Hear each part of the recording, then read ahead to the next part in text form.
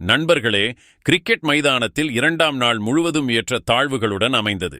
இரண்டாவது அதிகாரப்பூர்வமற்ற டெஸ்ட் போட்டியின் இரண்டாவது நாளில் இந்தியா ஏ மற்றும் இங்கிலாந்து லயன்ஸ் அணிகளுக்கு இடையே நடைபெற்ற போட்டியில் டெஸ்ட் கிரிக்கெட்டின் உண்மையான அழகு, உண்மையான பரபரப்பு, உண்மையான உணர்வு ஆகியவற்றை நாம் கண்டோம். முதல் நாள் ஆட்டம் இந்தியா ஏ அணிக்கு சாதகமாக அமைந்தாலும் இரண்டாவது நாளில் இங்கிலாந்து பந்துவீச்சாளர்கள் அற்புதமாக செயல்பட்டனர்.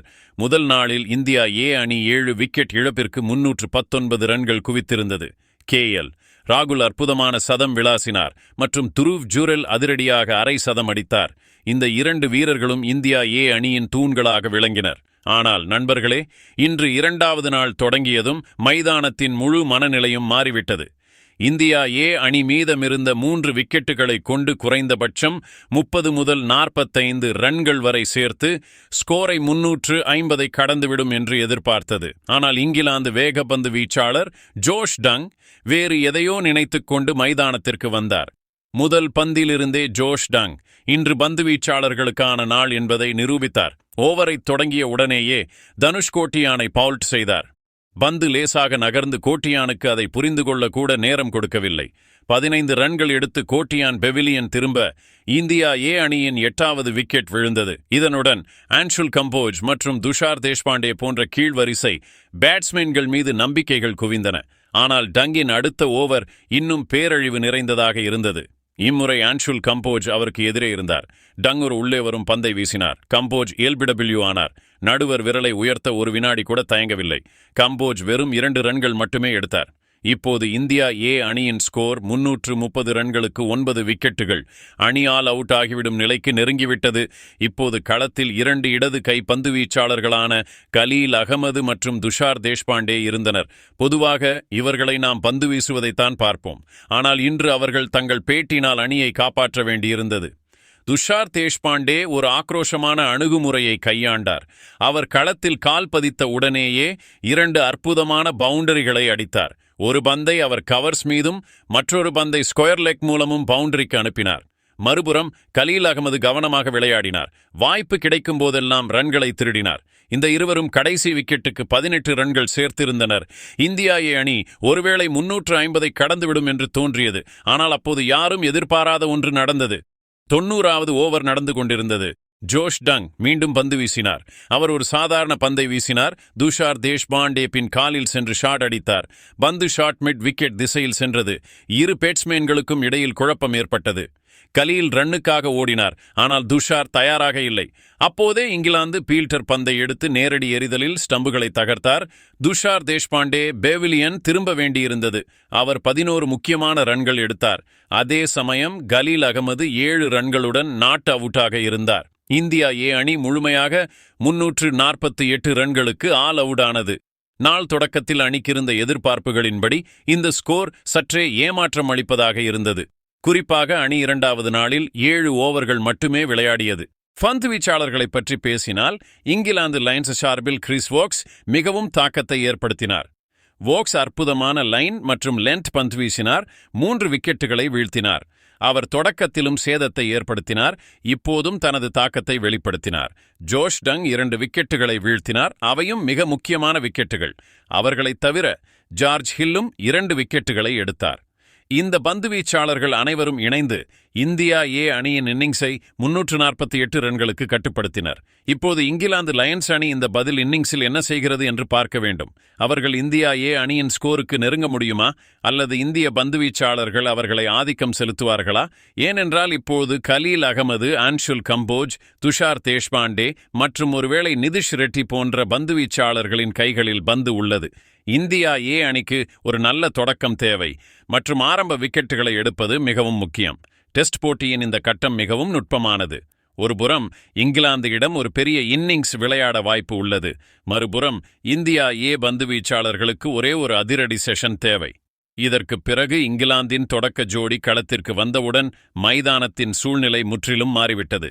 இங்கிலாந்துக்காக டாம் ஹேன்ஸ் மற்றும் பென் மெக்கினி ஆகியோர் தொடக்க வீரர்களாக களமிறங்கினர். இருவரும் இளைஞர்கள், இருவரும் திறமையானவர்கள், இருவருக்கும் தங்கள் அணிக்கு ஒரு வலுவான தொடக்கத்தை அளிக்கும் பொறுப்பு இருந்தது. மறுபுறம் இந்தியா ஏ அணி கலீல் அகமதுவிடம் புதிய பந்தை ஒப்படைத்தது. ஒரு அனுபவமிக்க இடது கை வேகப்பந்து வீச்சாளர், ஸ்விங் மற்றும் வேகத்தால் பேட்ஸ்மேன்களை திணறடிக்கும் திறமை கொண்டவர். கலீல் முதல் ஓவரை வீசியதும் இங்கிலாந்து இன்னிங்ஸ் தொடங்கியது. ஆனால் டாம் ஹேன்ஸ் தொடக்கத்திலிருந்தே ஆக்ரோஷமான நோக்கங்களை வெளிப்படுத்தினார். முதல் பந்திலேயே அவர் சற்று காத்திருந்தார். ஆனால் அவருக்கு ஆஃப் சைடில் இடம் கிடைத்தவுடன் ஒரு அற்புதமான டிரைவ் விளையாடினார். பந்து நேராக ஸ்வீப்பர் கவர் பவுண்டரியை நோக்கி பறந்தது. இங்கிலாந்துக்கு முதல் பவுண்டரி ஒரு அதிரடி தொடக்கம். இரண்டாவது ஓவரை ஆன்ஷுல் கம்போஜ் வீசினார். ஒரு இளம் பந்துவீச்சாளர், நல்ல லைன், கட்டுப்பாடு மற்றும் ஸ்விங் கொண்டவர். அவரும் முதல் 2 பந்துகளை நன்றாக வீசினார். ஆனால் ஓவரின் 4வது பந்தில் பந்து பேட்ஸ்மேனை வீழ்த்தி லெக் சைடில் சென்று விக்கெட் கீப்பர் ஜுரெலையும் ஏமாற்றி பவுண்டரிக்கு சென்றது. நடுவர் லெக் பை சிக்னல் கொடுத்தார். இங்கிலாந்துக்கு பேட்டை தொடாமல் மற்றொரு பவுண்டரி கிடைத்தது. ஆனால் இதற்கு பிறகு இந்திய பந்துவீச்சாளர்கள் தங்களை இறுக்கிக் கொள்ளத் தொடங்கினர். கலீல் அடுத்த ஓவரை மிகுந்த புத்திசாலித்தனத்துடன் வீசினார்.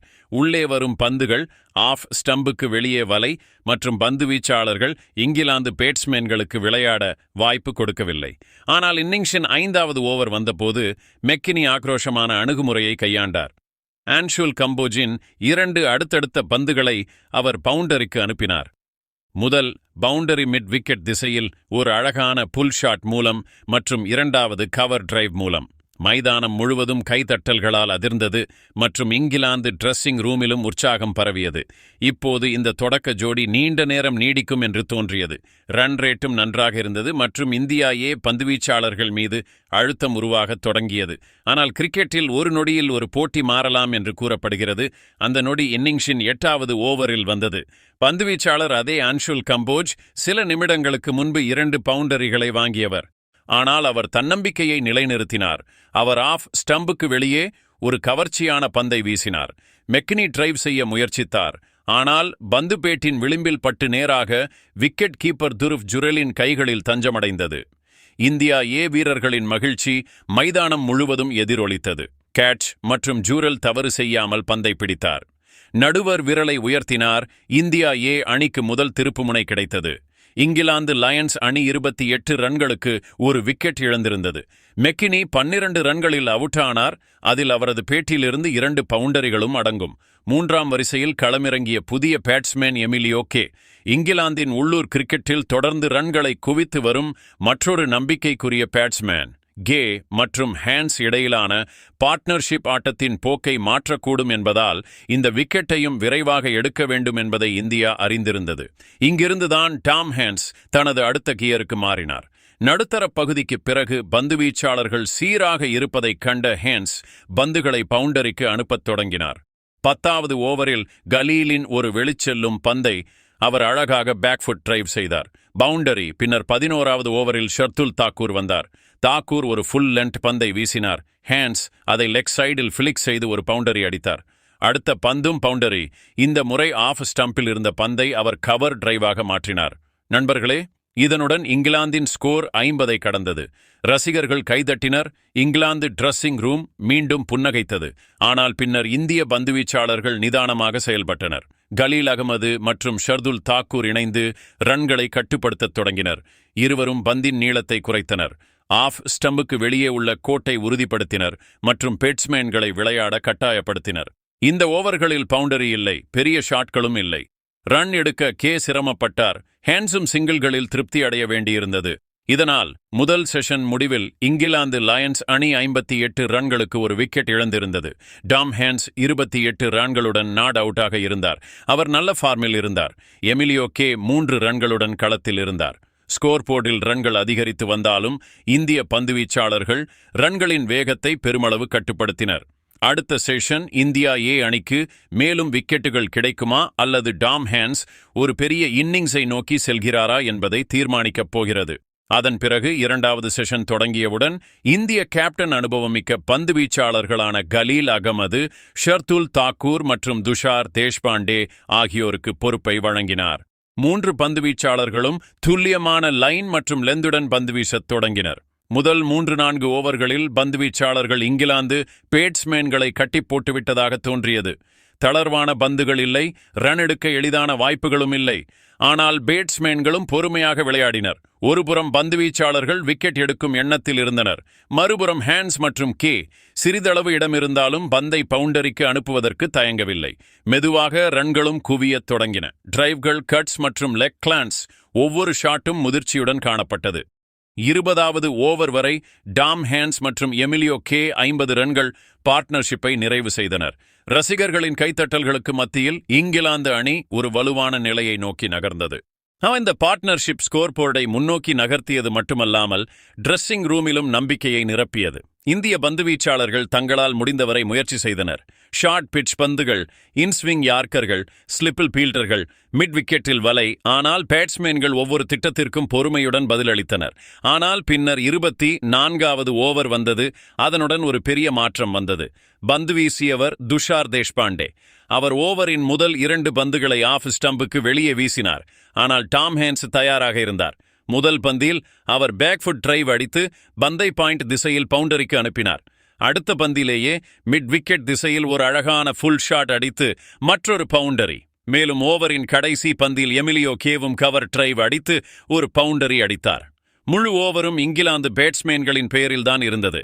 இதனுடன் இங்கிலாந்தின் ஸ்கோர் 100ஐ கடந்தது. இப்போது இந்திய முகாமில் கவலை தெளிவாக தெரிந்தது.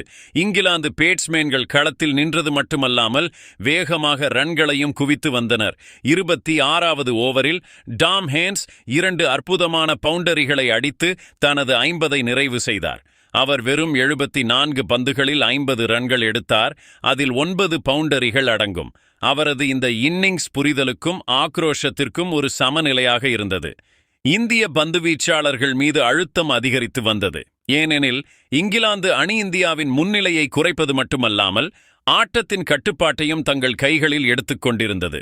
ஆனால் 28வது ஓவரில் துஷார் தேஷ்பாண்டே தனது புத்திசாலித்தனம் மற்றும் உத்தியால் இந்தியாவுக்கு ஒரு பெரிய வெற்றியை அளித்தார்.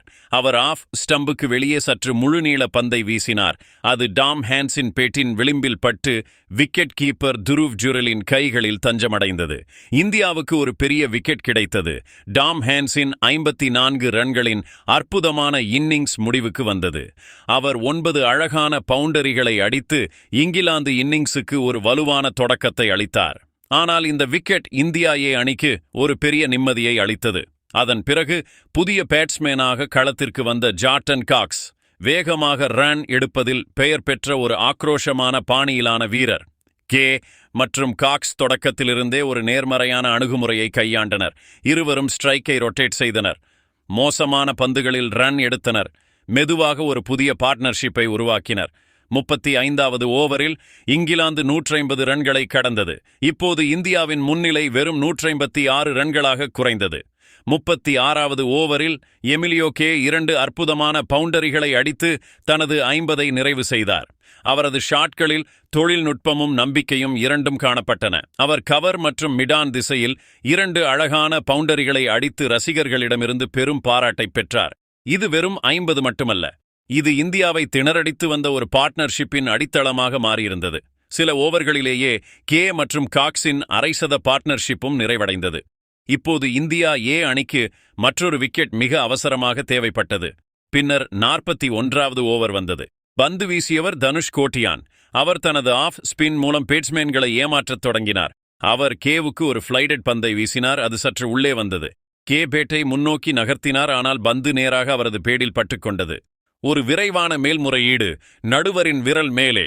LBW out. எமிலியோ கேவின் அற்புதமான 71 ரன்களின் இன்னிங்ஸ் முடிவுக்கு வந்தது. அவர் 7 பவுண்டரிகளை அடித்து இங்கிலாந்திற்கு வலிமை அளித்தார். ஆனால் அவரது விக்கெட் இந்தியாவுக்கு ஒரு சஞ்சீவி போன்றது. போட்டி மீண்டும் பரபரப்பாக மாறியது. கே அவுட்டான பிறகு காக்ஸுடன் புதிய பேட்ஸ்மேன் களத்திற்கு வந்தார். ஆனால் அப்போதே நடுவர்கள் ஒளியின் நிலையை கருத்தில் கொண்டு ஆட்டத்தை நிறுத்தினர். பின்னர் ஸ்டம்புகள் அறிவிக்கப்பட்டது. 2வது நாள் ஆட்டம் இத்துடன் முடிவடைந்தது.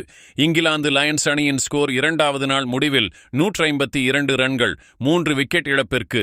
ஜார்டன் காக்ஸ் 31 ரன்களுடன் நாட் அவுட்டாக இருந்தார். இப்போது இந்தியாவிடம் வெறும் 156 ரன்கள் மட்டுமே முன்னிலை உள்ளது. இங்கிலாந்து அணி நல்ல நிலையில் உள்ளது. மூன்றாவது நாளில் இந்தியாவுக்கு விரைவான விக்கெட்டுகளும் துல்லியமான உத்திகளும் தேவை, இல்லையெனில் போட்டி கையை விட்டு நழுவக்கூடும். இப்போது உங்களுக்கான கேள்வி, மூன்றாவது நாளில் இந்தியா ஏ அணி மீண்டும் ஆதிக்கம் செலுத்த முடியுமா, அல்லது இங்கிலாந்து லயன்ஸ் ஒரு பெரிய முன்னிலையை எடுக்குமா? உங்கள் கருத்துக்களை கீழே நாமா நியூஸ் கிரிக் சேனலில் லைக் செய்து ஷேர் செய்து கமெண்டில் எங்களுக்கு தெரியப்படுத்துங்கள். இந்த போட்டியின் ஒவ்வொரு நொடியும் ஒரு த்ரில்லர் நண்பர்களே. யார் வெற்றி பெறுவார்கள் என்று பொறுத்திருந்து பார்ப்போம்.